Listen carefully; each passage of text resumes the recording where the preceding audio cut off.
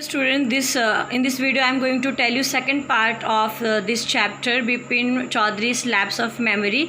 ये देखिए बिपिन चौधरी अपने पैर में राइट नी में देख रहे हैं कि कोई कट का निशान है कि नहीं। अब हमें पता चलेगा बिपिन चौधरी को कैसे लगता है जब उसको परिमल घोष से इस बात का पता चलता है कि उसकी जो याददाश्त है, मतलब वो रांची गया था लेकिन उसको कुछ भी याद नहीं है। तो बिपिन चौधरी को कैसा लगता है। Bipin Babu's car was safely parked in बैटराम। सो बिपिन बाबू की जो कार है वो सेफली पार्क कर रखा है उसने बैटराम स्ट्रीट में by the light house cinema, और वहाँ पे लाइट हाउस सिनेमा है उसके बगल में उसने कार को पार्क कर रखा है। He told the driver as he go into the car just drive by the Ganga will you, और उसने बोला कि जो गाड़ी है उसको आराम से ड्राइव करो गंगा के किनारे किनारे ले जाते हुए। सो Sitaram driving up the Strand road, Bipin Babu regretted having paid so much attention to intruder. सबसे पहले रिग्रेट क्या होता है? रिग्रेट होता है पश्चाताप, REGRET, रिग्रेट पश्चाताप। सेकेंडली इंट्रूडर क्या होता है? इंट्रूडर होता है घुसपैठिया या ऐसा इंसान जिसको हम नहीं जानते, इंट्रूडर। सो स्ट्रेंजर हम यहाँ पे कह सकते हैं। सो बिपिन बाबू को दुख हो रहा है, पश्चाताप हो रहा है कि उसने एक ऐसे इंसान की इतनी बात क्यों सुनी। So he had never been to Ranchi, Bipin Babu तो कभी रांची गए ही नहीं है। So no question about it, तो कोई सवाल ही पैदा नहीं होता। It was inconceivable that he should forget such an incident which took place only 6 or 7 years ago. और अब ये बात उसको इनकन्सीवेबल है, मतलब वो यकीन नहीं कर पा रहा है इस बात को कि 5-6 साल पहले वाले कोई घटना मैं भूल चुका हूँ, ऐसा कैसे हो सकता है। He had an excellent memory, और बिपिन चौधरी की जो मेमोरी है वो तो बहुत अच्छी है, उसकी याददाश्त बहुत अच्छी है। Unless Bipin Babu's had reeled. So बेटा हैड रील्ड का मतलब है सिर चकराना, ठीक है। हैड रील्ड का मतलब सिर चकराना। So was he losing his mind, क्या बिपिन बापू का जो दिमाग है वो अब उसमें उसको भूलने की आदत हो रही है। But how could it that be, ऐसा कैसे हो सकता है। He was working daily in his office, वो डेली ऑफिस में काम करता है, और ये जो ऑफिस है एक बहुत बड़ी संस्था है, बहुत बड़ा फर्म है, और वो एक रिस्पॉन्सिबल जॉब करता है।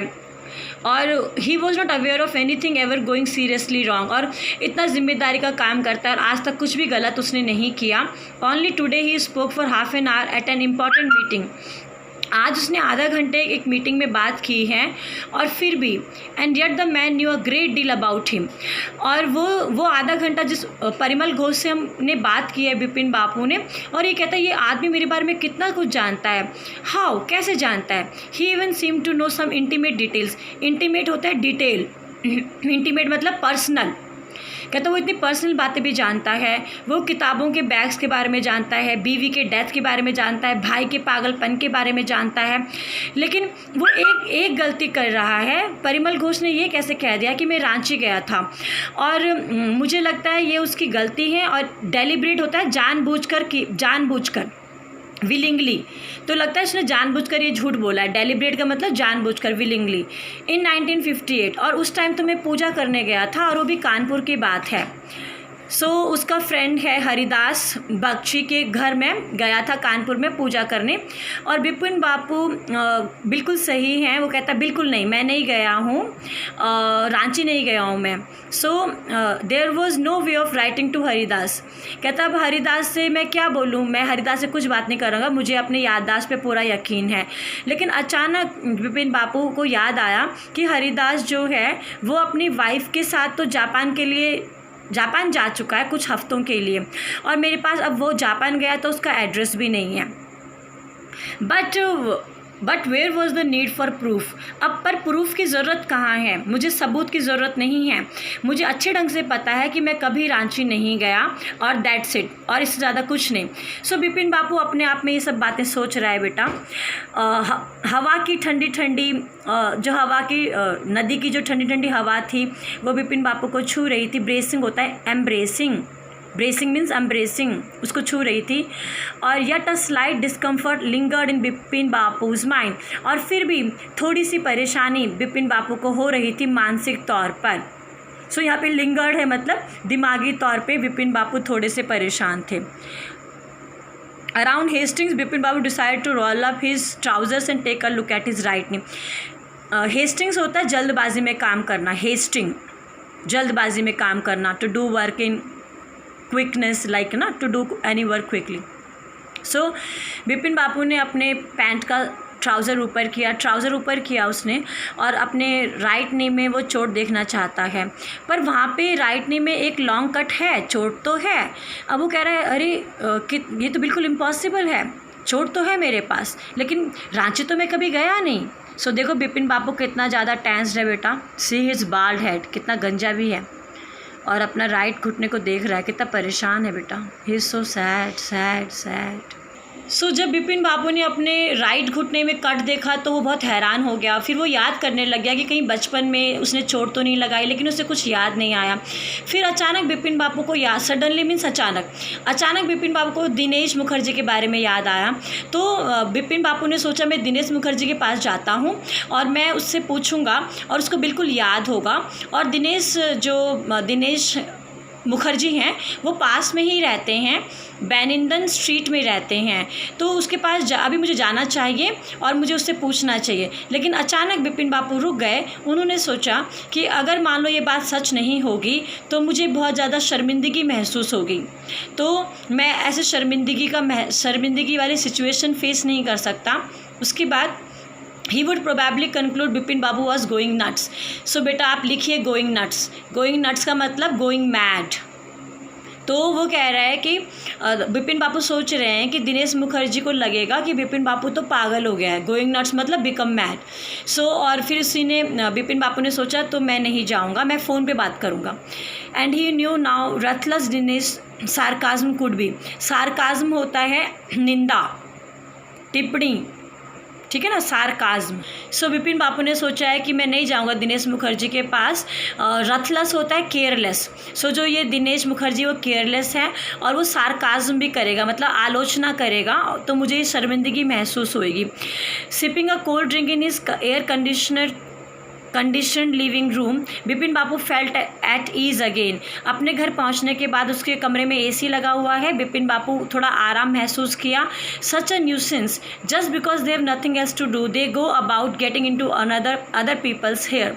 सो अब अपने एसी वाले कमरे में बैठ के बिपिन बापू सोच रहे हैं लोगों को कुछ काम नहीं है, दूसरों के मामलों में टांग अड़ाते हैं। सो ये जो बेटा फ्रेज़ है get into other people here, get into other people here, इसका मतलब होता है दूसरों के मामलों में टांग अड़ाना।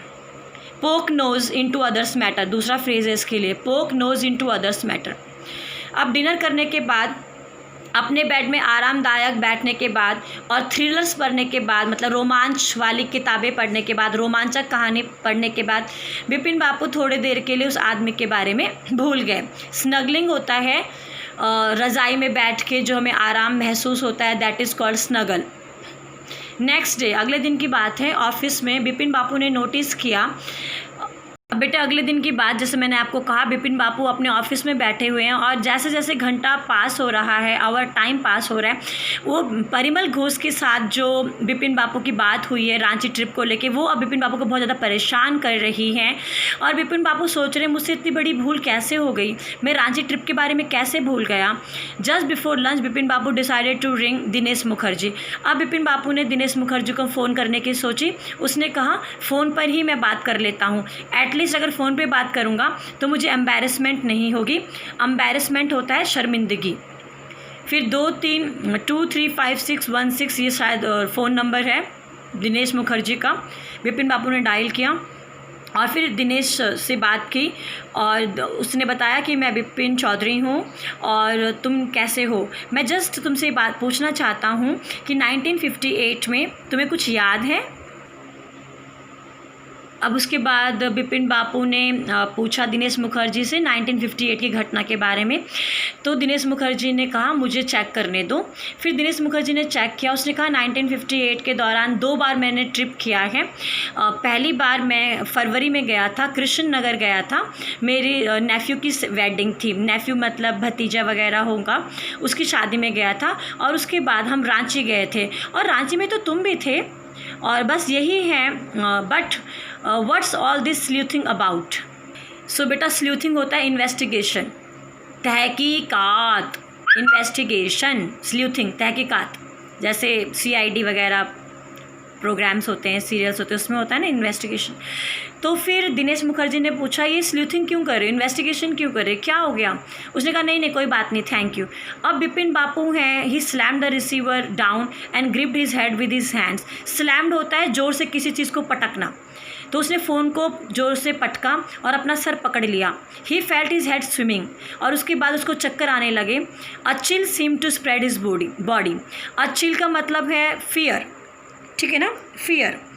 अ chill seem to spread his body मतलब उसको फियर हो रहा है, उसको डर लग रहा है कि ये कैसे हो गया, कैसे भूल गया मैं इतनी बड़ी घटना अपनी ज़िंदगी की।